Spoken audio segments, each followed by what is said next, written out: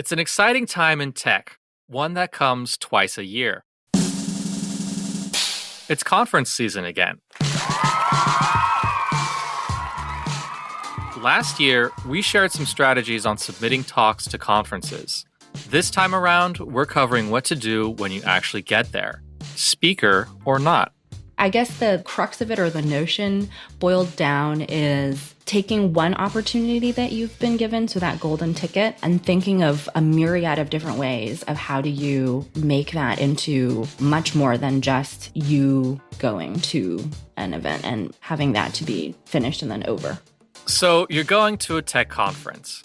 You're going to get to hear knowledgeable people share what they're working on, see what companies are releasing, and collect some sweet, sweet swag. But those alone don't make going to a conference into a golden ticket. With a little bit of preparation and effort, you can turn your conference attendance into an even bigger boost than an educational field trip. What's better than that? Well, you're about to find out.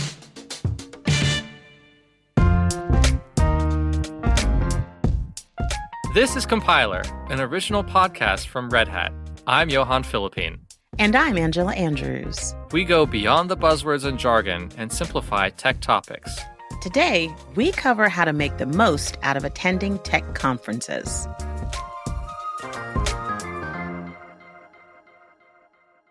Angela, you go to quite a few conferences, right? I used to, but I get to attend a few here and there. How many would you say you go to in a year? Maybe one or two. Okay. But I love them. Like, I have a whole collection of conference badges.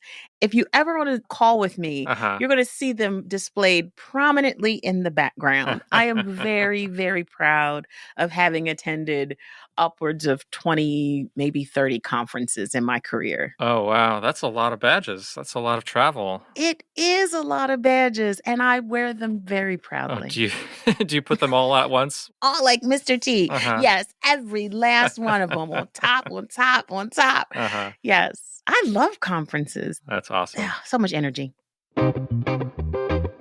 Well, let's go over the very basics for our audience.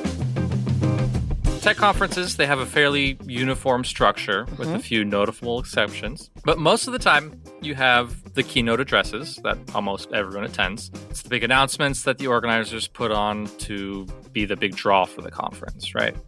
Then you have the breakout sessions, a series of talks kind of handpicked to fit that conference's theme. And all the while those are going on, there's also usually an exposition floor where the conference's sponsors will have booths and staff on hand to answer questions and promote their products. And yes, hand out some swag. Yes. How else do you get your wardrobe unless you get the swag? Your wardrobe, your mugs, your fun little fidgets, and all the things. I mean, what else would I wear if I didn't have free conference t-shirts?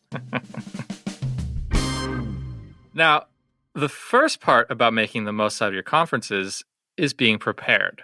What can you do before you go that'll get you ready for success? That all depends on why you're going. Sharon Guy from the top of the show is a regular on the conference circuit. She joined us last year with some advice on how to get a talk accepted. These days, she hosts a podcast and gives keynote speeches. She shared a few of the different kinds of people who go to conferences. Now, you get people in sales, marketing, developer relations, all of that, and they're representing their company and kind of laying the groundwork for those deals and making that money for their company.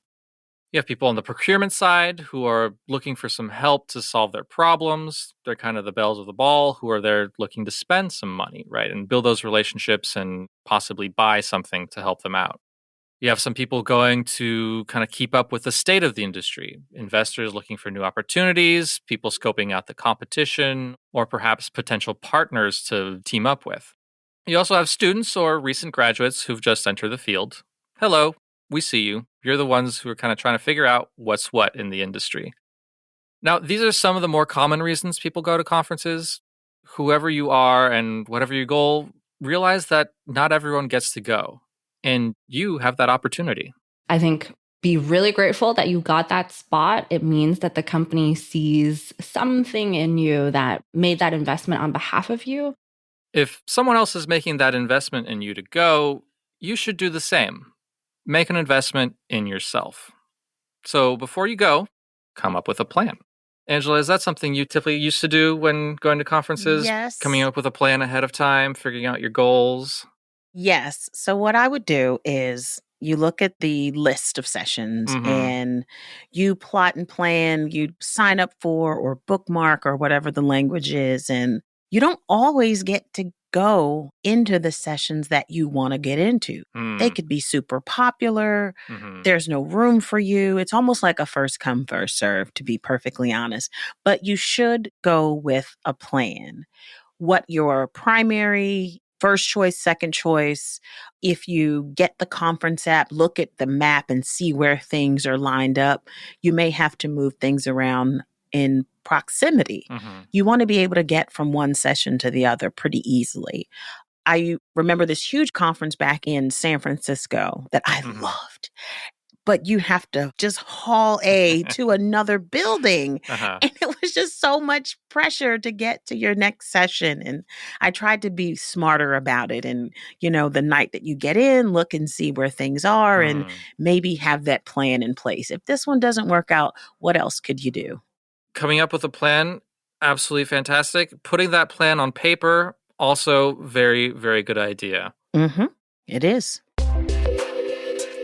More and more, I've been working with a calendar just so I don't drop the ball on one or more things that I'm trying to remember. I'll take a look at the topic lineup in advance and create calendar invites for different topics that I want to make sure I don't miss. That's Ryan Jarvinen, and he's a developer advocate here at Red Hat. He goes to a lot of conferences, on average 1 to 2 a month. So he's got this down almost to a science. His first tip is to make yourself a calendar, right? We were just talking about looking at all the topics and the sessions and kind of figuring out which ones you want to go to. Put those down on paper, put those down in a calendar, figure out which talks, workshops, and other sessions you'll learn the most from. And then you'll have somewhere you can refer to really quickly so that you kind of know where you're going to go and how much time you have in between each of those sessions. That'll likely mean making choices, too. While most conferences have tracks by topic to avoid similar sessions overlapping, there's no guarantee that you'll be able to attend everything that you want to. Now, that'll keep you busy. In addition to filling up your calendar to optimize your learning potential, make sure you leave some time in there to recuperate. Calendaring out some downtime as well. One thing I end up finding as I attend more conferences is I love how much it gives me a social recharge interacting with all these people, but also it can be really depleting at the same time, having to keep conversations going all day. And so sometimes I have a downtime lunch where it's just me on my own going out, where I take some time to call my wife and kids and handle home life during the middle of the day. Angela, I saw you nodding there along with Ryan's advice. Yes, you have to take a breather. So you're meeting new people, you're learning new things, you're hustling from one place to another, and it is exhausting. I have to agree. You do have to do yourself a favor and schedule time just to be. Whatever that looks like to you, you really need to make that a priority when you're attending conferences, or they'll wear you down. They'll wear you down. I mean, conference days, they're long, right? They are. Like, breakfast is at 8. This last conference I went to, and I'm like, where do they do that? And so 9 o'clock, you're off and running, and it's a lot. So self-care during a conference is critical. Yeah, it's no use taking the time to go to a conference if you're just going to exhaust yourself. Exactly. And then be unable to remember anything that you're there to learn, right? So take some time to plan for some time to yourself and make sure that you don't burn out. Okay, so you have a goal. You have a game plan. That's right. Time to put it into action. You're at the conference. Don't panic. And remember who you're there for. You're there for yourself, but for a lot of you, you're also there as a representative of your company.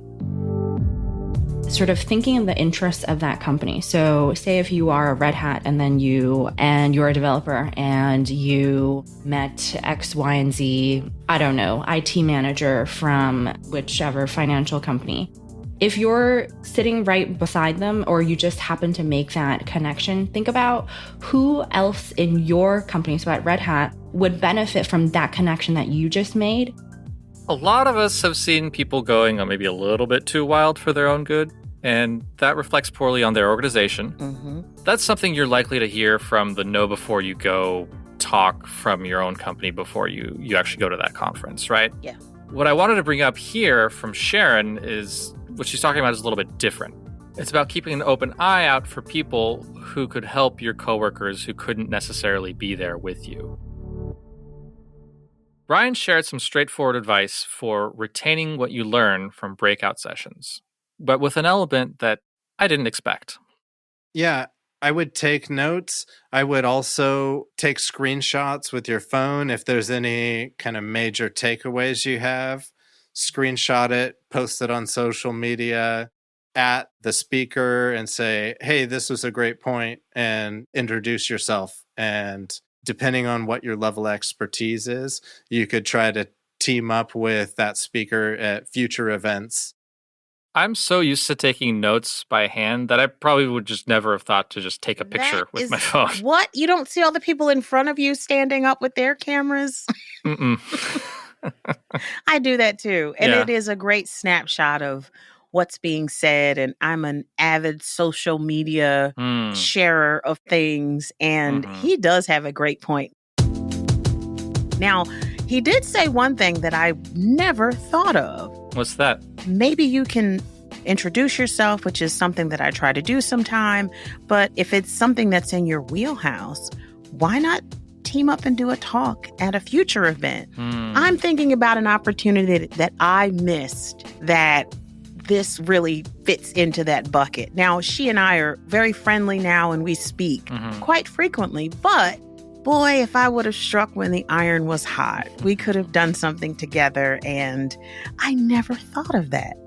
Yeah, the other thing that he mentioned that I'm not very good at, you just said that you were pretty good at, but it's using social media very, very actively while you're there at the conference, right? Oh, yeah. It keeps you engaged. People can say, it's a distraction. You know, you're tweeting during a session. But for those that aren't there, they're getting a glimpse into what you're doing and you're sharing with them. So I think it's a small price to pay to be able to share this content, that little screen print that I may have taken and, you know, adding the speaker and giving my 2 cents. That's invaluable to yourself. You can go back and look at your timeline and what caught your attention most. And I have a lot to say about this, but I'm going to let our guests go on this tangent and I'm just going to follow along. Yeah, both Ryan and Sharon mentioned it several times in our conversations, and social media was a thing that came up quite a bit. Like you said, yeah, it's a great way of kind of sharing your experience with others who can't be there. It's a great way of keeping your own kind of timeline of, oh, this is what I've learned and at what time. But if you're following the conference hashtags, you're going to be able to learn a few things that you might not have otherwise known about. I would do a lot of sharing when you're there. So think about posting on LinkedIn after you've just seen a session that was really cool or really inspiring, or you've learned just even 1 or 2 things with a photo and sharing that. And it functions very similar to Twitter. So if you're at a certain event and you're hashtagging the same hashtag that everybody else is posting about, you can also connect with other people that's posting about the same thing, or finding just other people that has your interest or the same interest as you. All right. So you've gone to your breakout sessions, you've taken notes, you've shared your thoughts online. It's time to hit the expo floor.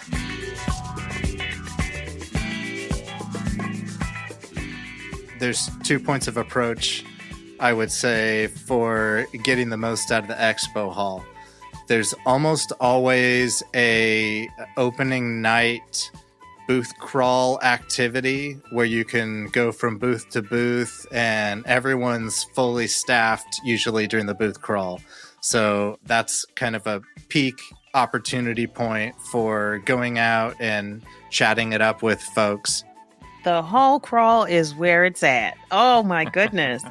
So this is your opportunity. Mm-hmm. You get to talk to people who work for these companies, find out more about their product, meet people that you find interesting depending on who you're talking to.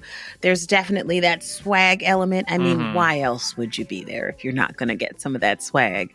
And also, these could be potential employers. That's right. So a conference is an opportunity to network.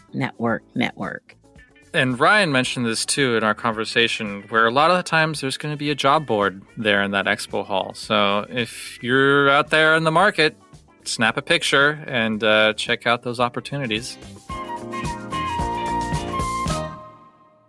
All right, so we're chatting it up. We're meeting new people. We're hearing all the pitches, getting that swag. We have the breakout sessions in the expo hall.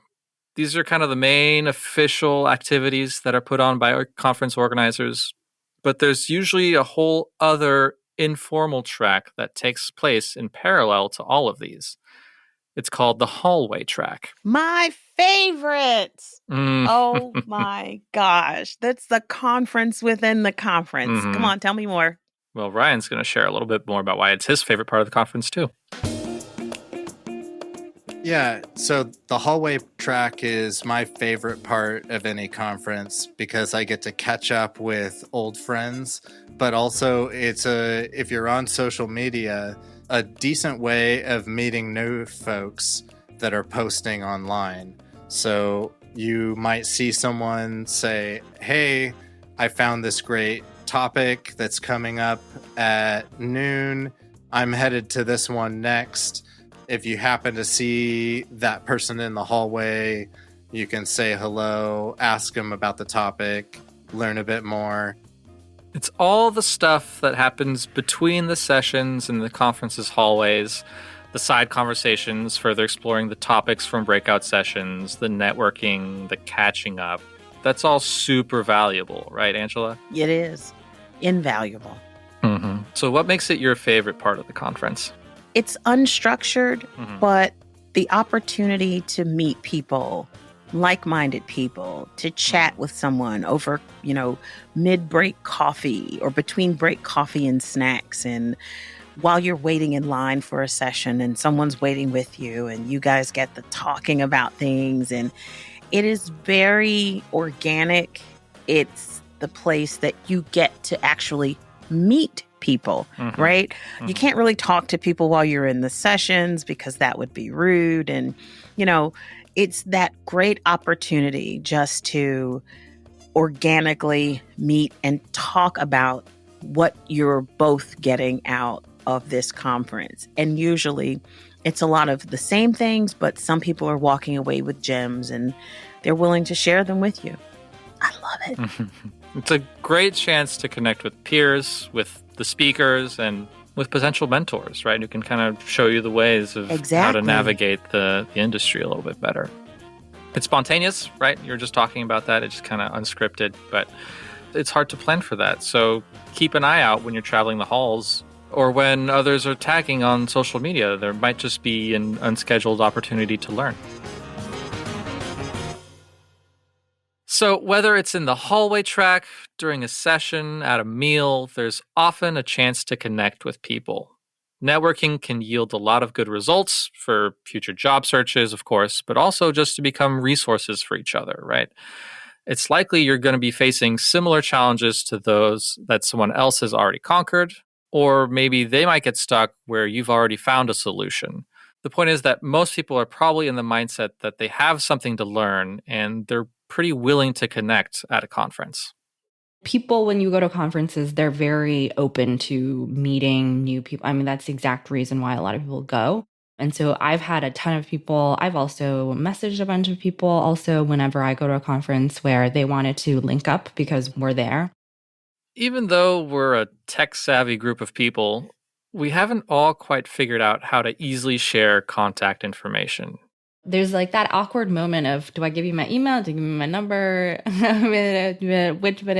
And so I've seen a lot of people do this, and I've started to do it as well, is you can get a QR code of your LinkedIn profile. And then if you save that as your homepage, as your wallpaper on your phone, then whenever somebody wants to connect with you, you just have to tap and then show them the QR code, and then they automatically scan it. And it's just a very easy way to connect with each other. Easy. She is on to something. Mm-hmm. That is the bee's knees. Of course, there are other ways to connect. Mm-hmm. There are other apps and abilities that will allow you for someone to send their contact information to you. But this one's such an easy one. By all means, be ready. And having it as your home screen, like... Mm-hmm. That way you don't even have to go fishing through your pictures or whatever. I mean, it's so smart. It's great. Super smart tip. Thanks, Sharon. Yeah, I actually just did this myself after the interview in anticipation of my next conference. So I have that picture ready. It's not my wallpaper yet because I like having my kid on there. But when I do travel, it'll be there. Exactly. I like that tip. Mm-hmm. All right. So the conference is wrapping up. You've likely gotten a hold of all the swag you can handle. Or maybe you haven't. You've been too busy going to sessions and hanging out in the hallway. It turns out the end of the conference might just be the best time to trawl the expo hall for goodies. So if you're just going around specifically to pick up freebies, the end of the show is frequently a good time to pick up all the leftovers. So if you're looking to stock up on your wardrobe or are, quote, grabbing things for your kid/coworker/boss, hint, hint, take a lap on the last day when the booth staff are trying to figure out what to do with all the extra stuff they don't want to ship back to their offices. You are doing them a favor by taking that crap off their hands. Mm-hmm. So I have 2 great tips I want to share. Oh, please. I always carry a flat duffel in my suitcase. I usually don't check a bag because why if you're only going for a couple of days, but there's so much swag that you cannot get it back into your carry-on. Uh-huh. So if you have that flat duffel and you open it up and you toss in all your goodies and check that one bag, well, you're good to go. Uh-huh. Another thing is they have these great little neck pillow thingies where you can stuff all your socks and t-shirts and plushies and whatever and just wear it like a neck pillow while you're on the plane. Oh, clever. Easy peasy lemon squeezy. I have one of those. I carry both of those with me every time I travel. That's fantastic. I love that. Then you're on your way home, but don't think that means that you're done. After the break, we'll talk about some of the things you can do after the conference that can bring lasting results. So, what do you do once you get home? Wash your t-shirts before you wear them. Do that load of laundry. It's time to reflect. Usually the main takeaway is going to be, what have you learned? And have you met anyone new? I think those things are the main things that haven't changed over time. You know, I'm still looking for new ways to engage with technical concepts. And the nice thing about software is it's always evolving and it's always changing. So there's always something new to learn. Look back on your experience. What did you learn? Who did you meet? What was surprising? What have you unblocked for yourself? Hopefully, you took good notes. Ryan mentioned how doing so, even after one of his very first industry conferences, helped him solve a technical problem he was stuck with. I was at a Rails conference, RailsConf, in, I think it was 2008. And that one really was one of the first big ones that I attended after college. And I remember picking up a lot of technical kind of new approaches to problem solving that I hadn't really considered before. And I think it really helped me, going back to work, approach things in a whole different way. And so that's always one of the takeaways I want to have for other people. Like, give them new ways of approaching problems that are valuable to them, something they can bring home and really benefit from in their work life. Is that something you found to be kind of a consistent benefit of going to conferences, Angela? It really is. The stuff that you learn, you can take it back and implement. That falls into your wheelhouse.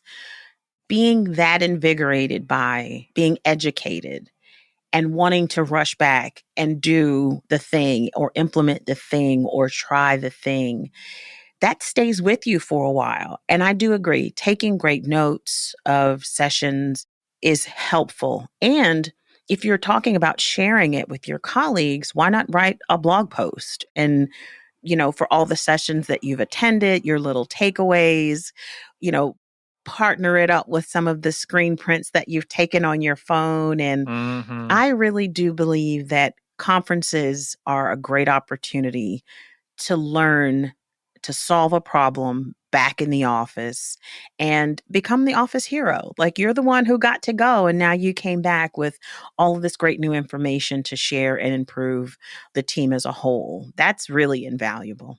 I guess the silver lining or the underlying sort of benefit to that is when you are in a role of knowledge sharing within your company, people see you as a point of almost authority. Maybe you are the most junior person on the team. Maybe you have the least experience. Maybe you're completely new. But because you're the one that's doing that sharing, people will start to pay attention to you. And if you're working in a huge company, you'll notice that people that you've never met before from another completely different team, couple floors above you, below you, will start to notice you, especially if you start to do a larger recording, making that available to people all over the company. You've done the legwork. Do the next easy step that will get you noticed and have people come to you for answers.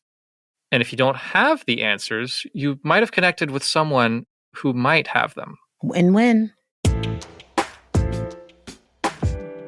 Posting your ruminations online can continue the conversations long after the event is over. Sharon recalled one particular conversation she got tagged into. It was just like thoughts they had in their head and they were trying to make sense of certain things. And then he tagged me in this and then I started commenting back. And I think that's something that is really great because they're not just regurgitating content. They're not just saying, these are the things that I heard, but they synthesized the content and then had their own sort of thoughts or ideas that came from it and then brought back people to use as a discussion forum. I think that was a really healthy way of combining both conferences, so in-person learning experiences, with some sort of discussion forum or communication tool after that you can discuss what you have learned and combining the two together. That seems to me like a really great way to just continue connecting with people who were at the conference, right? You don't just get their information. You're fostering relationships with people that you can then continue over time and benefit from, and everyone benefits from it. But more than that, you're not just saying like, oh, here's what was going on at the conference. You're also showing that you're able to think about it and have a conversation about it and go into further detail and kind of explore what was shared in a further context than within the walls of that conference. I agree 100% that what next after the conference is over is so important. It keeps going. That content still gets put out there by you, by other attendees. You're sharing it with folks online or back in the office. And I think to keep that conversation going is really the best way, especially if you're pivoting or you're new to tech and you've just become a thought leader of sorts on a particular topic. That'll get you noticed. So always be thinking forward. Always doing it out in person and out loud is really helpful for you personally as well as professionally. One thing that you can do that speakers sometimes appreciate is to provide feedback, which they don't always get. If they have feedback for me that they're comfortable posting online, I like getting some people posting screenshots of different slides. If there was something that was really meaningful for them, that's a nice way to get that feedback. Feedback is a blessing, especially if it's delivered kindly, even when it's constructive criticism. All right, let's recap what we learned today. Okay. First thing to do if you're going to a conference, plan ahead, make a schedule. Plan. Yes, that is key. Make sure you plan some downtime for yourself as well, because you don't want to get overwhelmed. When you do get there, take some notes, make some connections, share on social media. I think we've gone over that one a few times, but let's just say it one more time. Share on social media and really take advantage of all the informal aspects of that convention. And when it's over, don't just sit on what you've learned. Write it up, share it, and keep that conversation going. And one bonus, reach out to people that you've connected with. I have made some of the best connections at conferences. And one in particular I'm looking at right now. Thank you, Johan, for meeting me at that conference all those years ago. It was a pleasure. It really does matter, staying connected to folks that you've met at conferences. You never know what could come of it. And I get to work with the amazing Johan because of it. So it's pretty awesome. All at a conference, right? Yeah, all at a conference. This was such a great conversation. I could have talked about this on and on and on. There were so many great tips. Sharon and Ryan are just gems. They were just spilling all the good news.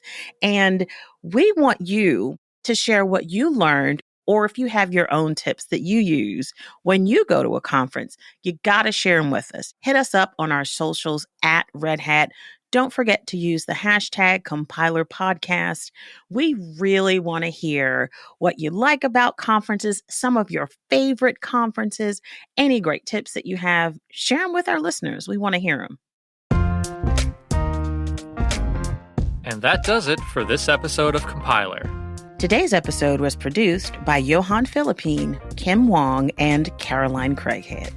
Victoria Lawton loves all the swag. Our audio engineer is Christy Chan. Special thanks to Brittany Dugan. Our theme song was composed by Mary Anchetta. Our audio team includes Brent Simino, Lee Day, Stephanie Wunderlich, Mike Esser, Nick Burns, Aaron Williamson, Karen King, Jared Oates, Rachel Ertel, Devin Pope, Mike Compton, Ocean Matthews, Paige Johnson, Alex Trabulsi, and Mira Cyril. If you liked today's episode, please follow the show, rate the show, leave us a review, and share it with someone you know. It really helps us out. And like Johan said, feedback is a gift. We love to hear it. All right. Goodbye, everyone. Until next time.